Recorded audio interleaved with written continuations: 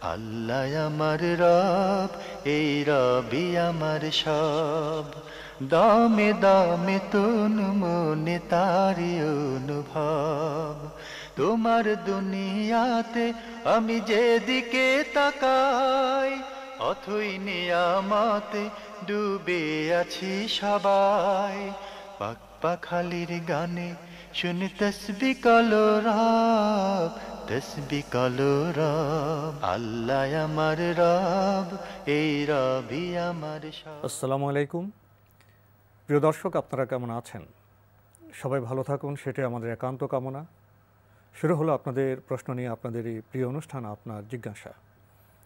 আপনাদের সাথে আছি আমি জয়নুল আবেদিন আজাদ। আজকেও আপনাদের প্রশ্নের জিজ্ঞাসার জবাব দিচ্ছেন বিশিষ্ট আলেম ডক্টর মোহাম্মদ সাইফুল্লাহ। আসসালামু আলাইকুম রহমতুল্লাহি বারাকাতুহু। প্রিয় দর্শক, চলুন তাহলে জিজ্ঞাসার জগতে। শুরুতে একটি ইমেল, এটি পাঠিয়েছেন ইমরান হাসান। লিখেছেন, আমি আপনাদের প্রোগ্রামের একজন নিয়মিত শ্রোতা। এই অনুষ্ঠানের মাধ্যমে আমি অনেক কিছু জানতে পারি। আমার প্রশ্ন, আমি একটি বিষয় জানতে চাই, তা হলো জুমার নামাজে ইমাম সাহেব ইমামতি করেন খুতবার জন্য নির্ধারিত মিম্বরের পাশে, কিন্তু জুমার নামাজ ব্যতীত 5 ওয়াক্ত নামাজ আদায় করা হয় এক কাতার পেছনে, অর্থাৎ ইমাম সাহেব এক কাতার পেছনে এবং তার পেছনে থাকেন মুসল্লিগণ। আমার প্রশ্ন হলো, জুমার নামাজে ইমাম সাহেব যেখানে দাঁড়িয়ে নামাজে ইমামতি করেন, 5 ওয়াক্ত নামাজে কি একইভাবে কাতারবদ্ধ হতে হবে, না এক কাতার পেছনে সরে নামাজ আদায় করতে হবে? কোনটা উত্তম? ধন্যবাদ, খুব গুরুত্বপূর্ণ প্রশ্ন করেছেন। এটা আসলে আমাদের একটা ব্যক্তিগত গবেষণা বা ব্যক্তিগত চিন্তাধারার মধ্যে অন্তর্ভুক্ত। এর সাথে শরিয়ার কোনো বিধান নেই। ইমাম সাহেব যেখানে দাঁড়িয়ে সলাত আদায় করে থাকেন সেখানে সলাত আদায় করাটাই শ্রেয়, সেটাই উত্তম। সুতরাং যেখানে এই গবেষণা চালু হয়েছে সেটা একটা ভুল গবেষণা চালু হয়েছে। ইমাম সাহেব জুমার সলাতের মধ্যে যেখানে সলাত আদায় করে থাকেন সেখানেই সলাত আদায় করবেন এবং সেখানে দাঁড়াবেন ইমামতির জন্য। কিন্তু দেখা যায় যে জুমা ছাড়া অন্য সলাতগুলোতে লোক কম হয়, এই জন্য অনেক সময় মসজিদের একটু বাহিরে এসে একটু পেছনে পেছনে এসে 1 বা 2 কাতার পেছনে এসে সলাত আদায় করে থাকেন।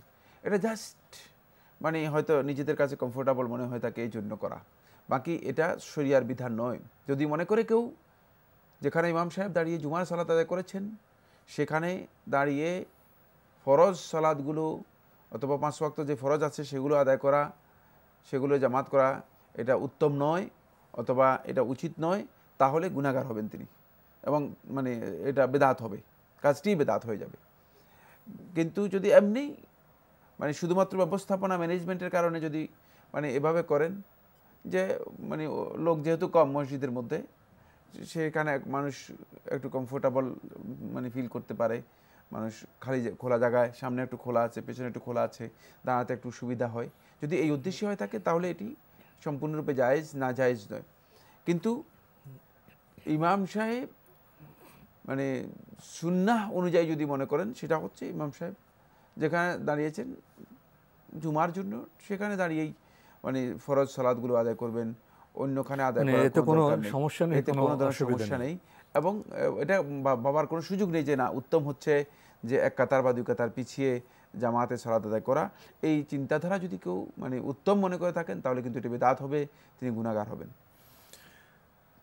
আপনি আরও লিখেছেন, জানাজা নামাজে ইমাম সাহেব কিরাত, দরুদ এবং আনুষঙ্গিক দোয়াগুলো কি উচ্চ আওয়াজে পড়বেন না আস্তে আস্তে পড়বেন? আর মুসল্লিদেরকেও কি সূরা ফাতিহা, দরুদ ও দোয়া পড়তে হবে? জানাজা সলাতের মধ্যে আস্তে আস্তে পড়াই হয়েছে সুন্নাহ। এটা জুমহুর উলামায়ে কেরামের বক্তব্য, জুমহুর আহলুল হাদিসের বক্তব্য। সেটা জানাজা সলাতের মধ্যে এই কেরাত, দরুদ, দোয়া এগুলো আস্তে আস্তে পড়াই হচ্ছে সুন্নাহ। তাই আস্তে আস্তে পড়বেন, আস্তে আস্তে যেটা বুঝে সেটা হলো সরবে নয় আর কি, আওয়াজ করে যেভাবে আমরা ফরজ এশার সলাতের মধ্যে অথবা মাগরিবের সলাতের মধ্যে অথবা ফজরের সলাতের মধ্যে আদায় করে থাকি, সেভাবে আওয়াজ করে নয়, বরং নিঃশব্দে মানে আওয়াজ আস্তে আস্তে করে পড়া, সেটা হচ্ছে সুন্নাহ। কিন্তু কোনো কারণে যদি কেউ জোরে পড়েন, এটা না জায়েজ নয়। যদি কেউ জোরে পড়েন তাহলে তিনি পড়তে পারেন, বাকি এটা সুন্নাহ হচ্ছে আস্তে আস্তে পড়া। এই ক্ষেত্রে যেহেতু এটি দোয়া এবং মৃত ব্যক্তির জন্য মুসলমানদের পক্ষ থেকে দোয়া, তাই ইমাম যেই মানে দোয়া করবেন সেই দোয়া মুসল্লিরাও করবে। ইমাম যা পড়বেন মুসল্লিরা তা পড়বে। মুসল্লিরা এক্ষেত্রে সূরা ফাতিহা পড়া হচ্ছে ফরজ বা রুকন। সুতরাং জানাজার সলাতের মধ্যে যেখানে সূরা ফাতিহা পড়া হয় না, সেটা জানাজার সলাত হবে না। এটাই রাসূলুল্লাহ সাল্লাল্লাহু আলাইহি ওয়াসাল্লামের সহিহ হাদিসের নির্দেশনা। সেটা হলো লা সলাতা লিমান লাম ইয়াকরা বিফাতিহাতিল কিতাব, যে সূরা ফাতিহা পড়ল না তার এটা নামাজই না। তাই আল্লাহ নবী সাল্লাল্লাহু আলাইহি ওয়াসাল্লাম এটাকে নামাজ হিসেবে আখ্যায়িত করেন নাই। তাই আমরা সূরা ফাতিহা পড়ার জন্য চেষ্টা করি। মানে এখানে আলেমদের ইখতিলাফ থাকতে পারে, আলেমদের ইখতিলাফকে আমরা মর্যাদা দিই, সম্মান দিই। কিন্তু যখন আপনি দেখবেন যে ইখতিলাফের মাধ্যমে আপনার ইবাদত নষ্ট হয়ে যাচ্ছে এবং ইখতিলাফের মাধ্যমে আপনি সন্দেহভাজন কাজের মধ্যে আপনি লিপ্ত হচ্ছেন, যেমন এখানে আপনি আপনার নামাজই হবে কিনা এটা সন্দেহজনক, না কারো গবেষণা ভুলও হতে পারে, মানে ভুল তো হতেই পারে। বাকি আপনি তো মানে এটা স্থূল বিবেক দিয়ে বুঝতে পারেন যে এটা আপনার একটা সন্দেহভাজন অবস্থা আপনি চলে যাচ্ছেন, তাহলে সেক্ষেত্রে আপনি কেন যাবেন? তাহলে জানাজার নামাজে যারা মুসল্লি তারা মনে মনে সূরা ফাতিহা পড়বেন, দরুদ পড়বেন, দোয়া করবেন, সেটাই কল্যাণময় হবে ইনশাআল্লাহ। আমাদের হাতে একটি ইমেল প্রিয় দর্শক পাঠিয়েছেন মিসেস সাবিহা পারভিন, মিরপুর, ঢাকা থেকে। আগের ইমেল আপনার আরেকটি প্রশ্ন রয়ে গিয়েছিল। Hazrat Abu Darda said, our Nabi sallallahu alaihi wasallam said, who recite this dua in morning, he will not fall any danger till evening. দোয়াটি আপনি এভাবে উল্লেখ করেছেন, আল্লাহুম্মা আনতা রাব্বি লা ইলাহা ইল্লা আনতা আলাইকা তাওয়াক্কালতু ওয়া আনতা রাব্বিল আরশিল ... মুস্তাকিম। Is it proved by Sahih Hadith? এই বোন আবু দারদা বর্ণিত যে হাদিসটি কথা উল্লেখ করেছেন, এই হাদিসটি মানে ঠিকই বলেছেন, হাদিসের রওয়ায়াত রয়েছে, কিন্তু হাদিসের সনদ নিয়ে বক্তব্য রয়েছে।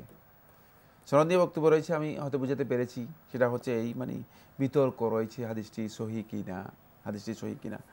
তাই যদি কেউ মানে দোয়া হিসেবে আপনি পড়েন, কারণ এখানে আল্লাহ তাআলা প্রশংসা করে, আল্লাহুম্মা আনতা রাব্বি লা ইলাহা ইল্লা আনতা, বক্তব্য তো সঠিক, মানে এগুলো বক্তব্যগুলো সবগুলোই আল্লাহ রাব্বুল আলামিনের প্রশংসা। আমার আল্লাহ সুবহানাহু ওয়া তাআলার প্রশংসা যদি কেউ করে, সেটা যেই ওয়ার্ডে করুক না কেন, যে ল্যাঙ্গুয়েজে করুক না কেন, আল্লাহ রাব্বুল আলামিনের প্রশংসা যদি হয় থাকে, তাহলে এর মর্যাদা অনেক বেশি, এর মর্যাদা আছে। কিন্তু মানে এই ফজিলতটুকু যেহেতু রাসূলুল্লাহ সাল্লাল্লাহু আলাইহি ওয়াসাল্লামের কাছ থেকে এই সওয়াবটুকু মানে সহিহ রওয়ায়াতের মাধ্যমে সাব্যস্ত হয়নি, তাই এর জন্য এই ফজিলতটুকু যদি কেউ নির্দিষ্ট করতে যান, তাহলে কিন্তু মানে সেখানে প্রশ্ন, যেমন এখানে মানে বিপদে পড়বেন না, যে মানে আনটিল মানে ইভিনিং মানে একেবারে সূর্যাস্ত পর্যন্ত, বিকেল পর্যন্ত তিনি কোনো ধরনের মানে বিপদাপন্ন হবেন না, এই যে বক্তব্যটুকু, এই বক্তব্যটুকু সহিহ সনদে সাব্যস্ত হয়নি। বাকি আপনি এই দোয়াটি যদি কেউ পড়েন, তিনি পড়তে পারেন, পড়তে কোনো আপত্তি নেই, এটা একটা ফজিলত তো পাবেন, ফজিলতের বিষয় রয়েছে। দর্শক এবার আমাদের হাতে একটি চিঠি পাঠিয়েছেন দক্ষিণ দুনিয়া, নূরপুর, ঢাকা থেকে। লিখেছেন, চামচ দিয়ে না খাওয়াই কি উত্তম? চামচ দিয়ে না খাওয়াই কি উত্তম, না চামচ দিয়ে খাওয়াই উত্তম, কোনটা? মাসালাকে দুইভাবে জিজ্ঞেস করা যেতে পারে, নেতিবাচকভাবে বলেছেন, একটি সরলভাবে জিজ্ঞেস করতে পারে যে চামচ দিয়ে খাওয়াই কি উত্তম। হ্যাঁ, আমি বলবো হ্যাঁ, চামচ দিয়ে খাওয়াই উত্তম। আর যদি বলে যে চামচ দিয়ে না খাওয়াই কি উত্তম, বলবো যে না, এটা শুদ্ধ নয়। কারণ নবী সাল্লাল্লাহু আলাইহি ওয়াসাল্লামের খাবারের বিষয়টি আমরা যদি ভালো করে উপলব্ধি করি, তাহলে আহলে হাদিসগণ যেটা লক্ষ্য করেছেন সেটা হলো নবী সাল্লাল্লাহু আলাইহি ওয়াসাল্লাম বেশিরভাগ ক্ষেত্রেই খাবারের জন্য নবী সাল্লাল্লাহু আলাইহি ওয়াসাল্লাম সব ব্যবহার করতেন না। এখানে 5টা আঙ্গুল না, 5টা ব্যবহার করতেন, নবী সাল্লাল্লাহু আলাইহি ওয়াসাল্লাম 3টা ব্যবহার করতেন। তো 3টা আঙ্গুল ব্যবহার করতে হলে তাহলে হয়তো হালকা শুকনা খানা খাবেন অথবা চামচ দিয়ে খাবেন, 3টা আঙ্গুল ব্যবহার। এজন্য শেখ নাসিরউদ্দিন আলবানী রাহমাতুল্লাহ তার গবেষণার মধ্যে উল্লেখ করেছেন যে মানে সুন্নাহের আকরাব কাছাকাছি হচ্ছে চামচ দিয়ে খাওয়া। কারণ চামচ দিয়ে খেলে তাহলে আপনি 3 আঙ্গুল ব্যবহার করবেন, নবী সাল্লাল্লাহু আলাইহি ওয়াসাল্লাম 3 আঙ্গুল ব্যবহার করেছেন খাবারের ক্ষেত্রে, তাহলে আপনি সুন্নাহের কাছাকাছি বসলেন। আর এই আমরা দেখা যায় যে ভাত কতগুলো একসাথে নিয়ে, ডাল ঝোল ইত্যাদি সব নিয়ে এভাবে মানে 4 আঙ্গুল দিয়ে এভাবে মিশিয়ে টিশিয়ে তারপরে একসাথে করে যেভাবে খাচ্ছি, এই পদ্ধতিতে নবী সাল্লাল্লাহু আলাইহি ওয়াসাল্লামের খাবারের কোনো বর্ণনা মানে নবী সাল্লাল্লাহু আলাইহি ওয়াসাল্লামের সাহাবায়ে কেরামকেও উল্লেখ করেনি। কারণ এতে খাওয়া হয়ে যায় বেশি, আর মানে খাবারের পরিমাণ হয়ে যাবে অনেক বেশি, কারণ এটি হাত আপনি অনেক বেশি ব্যবহার করবেন। আর যদি চামচ দেন তাহলে আপনার খাবার পরিমাণ কিন্তু তুলনামূলকভাবে কম হয়ে যাবে। আপনি যতই চেষ্টা করেন বেশি খাওয়ার জন্য, যেহেতু চামচে আসে কম, তুলনামূলকভাবে আস্তে আস্তে মানে আপনি খেতে একটা বিষয়টা নিয়ে আমাদের কথা আপনার সাথে বলি। অ্যাকচুয়ালি ইসলামে তো খাবার ব্যাপারে মিতাহার, পরিমিত খাবারের ব্যাপারটাই মূল বিষয়। তো সেক্ষেত্রে আপনি বলেছেন রাসূল ইসলাম 3 যে আঙ্গুলিতে খেতেন, অল্প খাবারে আসতেন, শুকনো খাবারে আসতেন। তো আর আমরা তো যখন গ্রাস নিব বেশি আসবে। তো যদি আপনার মূল চেতনা থাকে রাসূল ইসলামের সুন্নাহ অনুযায়ী স্বল্প আহারী কম খাওয়া, তাহলে হাত দিয়েও খাওয়া যায়, চামচ দিয়েও খাওয়া যাবে। মূল জিনিসটা হলো ভুরি ভোজন না করা। না মানে খাওয়ার জায়েজ না জায়েজের মাসলা আলোচনা হচ্ছে এখানে মানে হাত দিয়ে খাওয়া যায় জায়েজ, এই ব্যাপারে কোনো ধরনের সন্দেহ নেই, মানে কোনো ধরনের বিতর্ক নেই। বলছেন যে চেতনার প্রসঙ্গটা, হ্যাঁ আমি এখানে আরেকটু যুক্ত করি, দিয়ে খাওয়া জায়েজ যে এতেও কোনো ধরনের সন্দেহ নেই, কারণ এটা শুধুমাত্র ওয়াসাইল, এগুলো হচ্ছে সবগুলো মাধ্যম, মানে যার সুবিধা, যে সুবিধা অনুযায়ী খাবে। তবে নবী সাল্লাল্লাহু আলাইহি ওয়াসাল্লামের নির্দেশনা হচ্ছে এখানে সেটা হলো ওয়াকুল বিয়ামিনিক, ডান হাতে খাওয়া। নবী সাল্লাল্লাহু আলাইহি ওয়াসাল্লাম বাম হাতে খাওয়াটা এগুলি সুস্পষ্ট বিষয়, ডান হাতে খাওয়াটা নবী সাল্লাল্লাহু আলাইহি ওয়াসাল্লাম ডান হাতে খাওয়ার বিষয়টি বলেছেন। কিন্তু নবী সাল্লাল্লাহু আলাইহি ওয়াসাল্লাম এর বিষয়ে এটা গবেষণা, নবী সাল্লাল্লাহু আলাইহি ওয়াসাল্লাম হাত দিয়ে খেতেন, ডান হাতে খেতেন, হাত দিয়ে খেতেন, এবং 3 আঙ্গুলে উনি স্বল্প পরিমাণ খেতেন, শুকনো খাবার খেতেন। আমি যে কথাটা শেষ করতে পারিনি সেটা হলো এরকম যে এগুলো তো মূল বিষয় আমরা দেখবো। দেখা যায় অনেক সময় যে যদি আমার খাবার মাছ দেয় বা হাড্ডিযুক্ত গোস্ত দেয়, তখন দেখা যায় চামচ দিয়ে পারা যায় না, চামচ দিয়ে খেতে গিয়ে কাপড় নষ্ট হয়, দেখা যায় খাবারের অপচয় হয়। অনেকে দেখা যায় যে এমন খাবার পরিবেশন করা হলো সেটা চামচ বান্ধব নয়। চামচ দিয়ে, ডাল হলে তো চামচ দিয়ে খেতে কষ্ট হবে। চামচ দিয়ে আপনার ওই কাঁটাযুক্ত মাছও খাওয়া যাবে না, হাড্ডিযুক্ত গোস্ত খাওয়া যাবে না, সেক্ষেত্রে অনেকেই হাত ব্যবহার করে। তো মূল বিষয়টা হলো আমি হাতও ব্যবহার করতে পারবো, চামচে ব্যবহার করতে পারবো, ডান হাতে খেতে হবে এবং যেন আমি অধিক পরিমাণে না খাই, এটা তো মূল বিষয় আমাদের। এটা তো মূল কনসেপ্ট, মূল চেতনার বিষয়টি আপনি বলে দিয়েছেন। বাকি আমি একটি গবেষণার কথা বলেছি, সেই গবেষণা খুবই ইম্পর্টেন্ট। সেটা হলো যে একদল লোক মনে করে থাকে যে চামচ দিয়ে খাওয়াটা যাবে না, অনেক হারাম অথবা বেদাত, মানে এই বক্তব্যটি গলত। এটা হলো প্রথম পয়েন্ট। দ্বিতীয় নম্বর পয়েন্ট হচ্ছে সেটা হলো মূলত চামচটা ব্যবহার করাটা আকরাব ইলা সুন্নাহ, সুন্নাহর কাছাকাছি। কারণ হলো সুন্নাতে রাসূল সাল্লাল্লাহু আলাইহি ওয়াসাল্লাম 3 আঙ্গুলের কথা মানে ব্যবহারের বিষয় রয়েছে, আর শুধুমাত্র চামচের মাধ্যমে 3 আঙ্গুলের ব্যবহারের বিষয়টি আসে। কারণ চামচ হলে আপনি 3 আঙ্গুল দিয়ে খেতে পারবেন সহজ। ফলে এই জন্য একদল আহলে হাদিস, মুহাদ্দিসিন কেরাম বলেছেন যে এটা হচ্ছে আকরাব ইলা সুন্নাহ, সুন্নাতের কাছাকাছি। এটা একটা গবেষণা, কিন্তু এটা আমি ওই কথা বলি না যে দলিল দ্বারা মানে এটাকে সুন্নাত হিসেবে ব্যক্তিগত গবেষণার বিষয়। বাকি নবী সাল্লাল্লাহু আলাইহি ওয়াসাল্লাম হাত দিয়ে খেয়েছেন এবং নবী সাল্লাল্লাহু আলাইহি ওয়াসাল্লাম 3 আঙ্গুল ব্যবহার করে খেয়েছেন। যদি কেউ সেভাবে নবী সাল্লাল্লাহু আলাইহি ওয়াসাল্লামের মানে যেভাবে তিনি খেয়েছেন সেটাকে 3 আঙ্গুল ব্যবহার করে খান, তাহলে তিনি খেতে পারেন, অসুবিধা নেই। তবে হাত চামচ দুইটাই ব্যবহার করা খাবার জন্য জায়েজ রয়েছে। যেটাকে বান্দা মানে আল্লাহর বান্দা সহজ মনে করেন সেটা তার জন্য সহজ হবে। যিনি মানে 3 আঙ্গুল দিয়ে খাচ্ছেন তিনিও মানে রাসূল সাল্লাল্লাহু আলাইহি ওয়াসাল্লামের নির্দেশনা অনুযায়ী 3 আঙ্গুলে খাচ্ছেন, যেহেতু সুন্নাহ অনুযায়ী আমল করছেন। আবার যিনি 3 আঙ্গুল দিয়ে চামচ দিয়ে খাচ্ছেন তিনিও মানে কাছাকাছি সুন্নাহর কাছাকাছি আমল করছেন। কিন্তু বাকি মানে 5 আঙ্গুল দিয়ে যদি কেউ খান তাহলে তার এটা খানা হারাম হবে না বা নিষিদ্ধ হবে না, এটি জায়েজ। কারণ প্রয়োজন অনুযায়ী তিনি সেটা ব্যবহার করতে পারবেন, এটা তার জন্য জায়েজ রয়েছে, তিনি করতে পারবেন। আপনারা লিখেছেন টুপি পরা কি সুন্নাত, জুব্বা এবং পাজামা পাঞ্জাবি পরা কি সুন্নাত? না, টুপি পরা সুন্নাহ নয়। তবে মানে টুপি এই পোশাক যদি কেউ নবী সাল্লাল্লাহু আলাইহি ওয়াসাল্লাম পরেছেন এটার কারণে যদি কেউ পরেন, তিনি নবী সাল্লাল্লাহু আলাইহি ওয়াসাল্লাম অনুসরণ করার কারণে সওয়াব পাবেন, কোনো সন্দেহ নেই। নবী সাল্লাল্লাহু আলাইহি ওয়াসাল্লাম কি শুধু টুপি পরতেন? নবী সাল্লাল্লাহু আলাইহি ওয়াসাল্লাম টুপি পরেছেন, প্রমাণিত হয়েছে তিনি যখন পাগড়ি পরেছেন, পাগড়ির নিচে টুপি পরেছেন, এটি প্রমাণিত হয়েছে। তবে মানে শুধু টুপি নবী সাল্লাল্লাহু আলাইহি ওয়াসাল্লাম পরেছেন কিনা এই মর্মে সহিহ হাদিস সাব্যস্ত হয়নি, বাকি রয়েছে জুব্বা ও পাজামা। জুব্বা নবী সাল্লাল্লাহু আলাইহি ওয়াসাল্লাম পরেছেন, সাব্যস্ত হয়েছে। সুতরাং কেউ যদি নবী সাল্লাল্লাহু আলাইহি ওয়াসাল্লাম পরেছেন এই জন্য পরেন, তাহলে তিনি সওয়াব পাবেন, এটাও কোনো সন্দেহ নেই। কিন্তু পায়জামা নবী সাল্লাল্লাহু আলাইহি ওয়াসাল্লাম পরেছেন কিনা এটি সহিহ সনদ দ্বারা সাব্যস্ত হয়নি। পায়জামা নবী সাল্লাল্লাহু আলাইহি ওয়াসাল্লামের মানে আমল দিয়ে প্রমাণিত হয়নি। কিন্তু যদি কেউ পরেন, পড়তে পারেন। সবটাই জায়েজ, টুপি পরাও জায়েজ, জুব্বা পরাও জায়েজ, পায়জামা পাঞ্জাবি পরাও জায়েজ, সবটাই জায়েজ। মানে যদি সেটা শরীয়তে যেই মানে পোশাকের যে কোড দেওয়া আছে সেই কোড যদি কেউ মানে অনুসরণ করে তাহলে সবটাই জায়েজ, না জায়েজ নয়। তবে সুন্নাহ বলতে যদি আপনি এটা বুঝান যে নবী সাল্লাল্লাহু আলাইহি ওয়াসাল্লামের ফেআলি আমল, তাহলে শেখুল ইসলাম ইবনুল কাইয়্যিম রাহমাতুল্লাহ আলাইহি বলেছেন যে নবী সাল্লাল্লাহু আলাইহি ওয়াসাল্লামের ফেআলি আমল দ্বারা প্রমাণিত হয়নি যে নবী সাল্লাল্লাহু আলাইহি ওয়াসাল্লাম পায়জামা পরেছেন, নবী সাল্লাল্লাহু আলাইহি ওয়াসাল্লাম পায়জামা পরেছেন, এটা প্রমাণিত হয়নি। একটি রিওয়ায়াত পাওয়া যায় যে নবী সাল্লাল্লাহু আলাইহি ওয়াসাল্লাম পায়জামা ক্রয় করেছেন, মানে তখনকার সময় পায়জামা যেগুলো ছিল সেটা ক্রয় করেছেন, কিন্তু পরেছেন মর্মে কোনো রেওয়ায়ত পাওয়া যায় না, এবং ওই রেওয়ায়তটা বিতর্কিত, মানে সনদের দিক থেকে বিতর্ক রয়েছে। বাকি নবী সাল্লাল্লাহু আলাইহি ওয়াসাল্লাম জুব্বা পরেছেন, বিভিন্ন ধরনের ইয়ামানি জুব্বা পরেছেন, রুমি জুব্বা পরেছেন। এটা হাদিস দ্বারা সুস্পষ্ট হাদিসের মাধ্যমে সাব্যস্ত হয়েছে সরাসরি। এর জন্য সুনান তিরমিজি এর মধ্যে হাদিস রয়েছে, এবং মুসনাদ আহমদের মধ্যে হাদিস রয়েছে, সুনান নাসাইয়ের মধ্যে হাদিস রয়েছে, একাধিক হাদিসের কিতাবগুলোর মধ্যে এই মর্মে হাদিস রয়েছে। তাই নবী সাল্লাল্লাহু আলাইহি ওয়াসাল্লাম যে হাদিসগুলো দ্বারা সাব্যস্ত হয়েছে যে তিনি জুব্বা পরেছেন, যদি কেউ এই কারণে তিনি জুব্বা পরেন তাহলে তিনি ওই নবী সাল্লাল্লাহু আলাইহি ওয়াসাল্লামের আমলের কারণে সওয়াব পাবেন, মানে শুধু জুব্বার কারণে। কারণ পোশাক পরিচ্ছেদগুলো সবগুলো কিন্তু নবী সাল্লাল্লাহু আলাইহি ওয়াসাল্লামের মানে এটি স্বভাবগত আমলের মধ্যে অন্তর্ভুক্ত। স্বভাবগত যে সমস্ত আমলগুলো আছে এগুলো সব আদাতের মধ্যে অন্তর্ভুক্ত, প্রথা প্রচলনের মধ্যে অন্তর্ভুক্ত। এগুলো সরাসরি তাআব্বুদি মানে ইবাদত সম্পৃক্ত বিষয় না। তাআব্বুদি, আবার বলছি, তাআব্বুদি বা ইবাদত সম্পৃক্ত বিষয় না। যেই সমস্ত বিষয়গুলো ইবাদত সম্পৃক্ত বিষয় না সেগুলোর উপর শরীয়তের বিধান সুন্নাহ এই অর্থে প্রয়োগ করা বৈধ নয়, কারণ এগুলো আদাতের সাথে সম্পৃক্ত বিষয়। কিন্তু যে বিষয়গুলো তাআব্বুদি সেগুলো রাসূল সাল্লাল্লাহু আলাইহি ওয়াসাল্লাম করেছেন প্রমাণিত হলেই সেগুলো সুন্নাহ সাব্যস্ত হবে। বিষয়টাকে স্পষ্ট করতে পেরেছি? জি জি। আমরা যে আমাদের দেশে আমরা পাজামা পরি, প্যান্ট পরি, লুঙ্গি পরি, জি জি, এই জাতীয় কিছু কি রাসূল সাল্লাল্লাহু আলাইহি ওয়াসাল্লাম পরেছেন?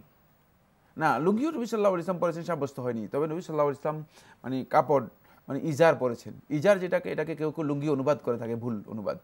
ইজারটা বলা হয় থাকে মানে নিচের চাদরকে, যে জুব্বা পরেছেন যেটা দেহের উপরিভাগ এবং নিম্নভাগ আচ্ছাদিত থাকে। হ্যাঁ, এবং নবী সাল্লাল্লাহু আলাইহি ওয়াসাল্লাম কখনো কখনো শুধু একটা চাদর পরতেন, নিচে এবং উপরে মিলিয়ে একটা চাদর পরতেন। এটাও হাদিস দ্বারা সাব্যস্ত, আব্দুল্লাহ ইবনে উমর রাদিয়াল্লাহু আনহু হাদিস থেকে প্রমাণিত হয়েছে। তো আজকে আমাদের এখানে শেষ করতে হচ্ছে। আপনাকে অনেক ধন্যবাদ। আপনাকে অশেষ ধন্যবাদ।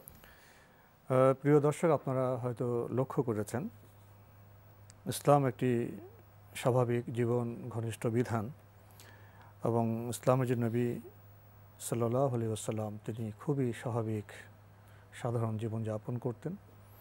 তাই এই বিষয়গুলো যখন আমরা আলোচনায় যাই তখন বোঝা যায় ইসলাম স্বভাব সম্মত ধর্ম। যেগুলো ইবাদতের বিষয় সেগুলো আমাদের সুস্পষ্টভাবে জানতে হবে, এবং যেগুলো ওরফ আদাত বা এলাকার প্রথা প্রচলন সে বিষয়গুলো কি সেগুলো আমাদের উপলব্ধি করতে হবে। তবে নবী সাল্লাল্লাহু আলাইহি ওয়াসাল্লাম করেছেন, এই ভালোবাসা যদি কেউ করেন সেই সওয়াব বোধহয় পেতেই পারেন। চিঠি লিখুন, প্রশ্ন পাঠান আমাদের ঠিকানায়। পরিচালক আপনার জিজ্ঞাসা, এনটিভি, বিএসসি ভবন, 7ম তলা, 102 কাজী নজরুল ইসলাম এভিনিউ, কারওয়ান বাজার, ঢাকা 1215। আপনারা ইমেলও করতে পারেন। আমাদের ইমেল অ্যাড্রেস আপনার জিজ্ঞাসা @ntv.bd.com। প্রিয় দর্শক, আপনারা আমাদের অনুষ্ঠানে এনটিভি অনলাইনেও দেখতে পারবেন। ভিজিট করুন www.ntv.bd.com। দর্শক, আপনারা সবাই নিরাপদে থাকুন শান্তিতে। আসসালামু আলাইকুম। আমার রব, এই রবি আমার সব, দামে দামে তুন মনে তারি অনুভব। তোমার দুনিয়াতে আমি যেদিকে তাকাই, অথই নিয়ামতে ডুবে আছি সবাই।